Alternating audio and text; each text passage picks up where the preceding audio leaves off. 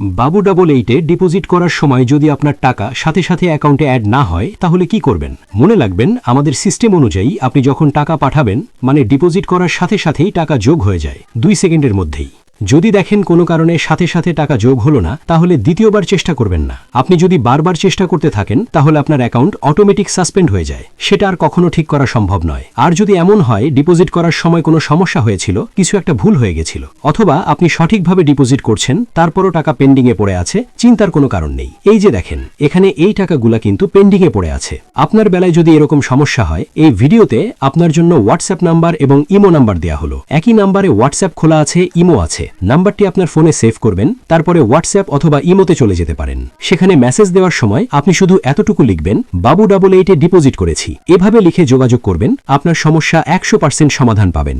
আর যদি ইমেল করতে চান তাহলে ইমেল অ্যাড্রেসটাও ভিডিওতে দেওয়া থাকবে। সেখানে আপনি কত টাকা ডিপোজিট করছেন, টাকার পরিমাণ এবং স্ক্রিনশট, যে নাম্বার থেকে টাকা পাঠাইছেন সেই নাম্বার, এই তথ্যগুলো দিয়ে ইমেল করে দিবেন। অফিসের লোকজন চেক করে দেখবে। আপনার দেওয়া তথ্যের যদি সত্যতা পাওয়া যায় তাহলে আপনার টাকা আপনার অ্যাকাউন্টে সাথে সাথে যোগ করে দেওয়া হবে। বাবু ডাবল এইটের সাথে থাকার জন্য আপনাকে ধন্যবাদ।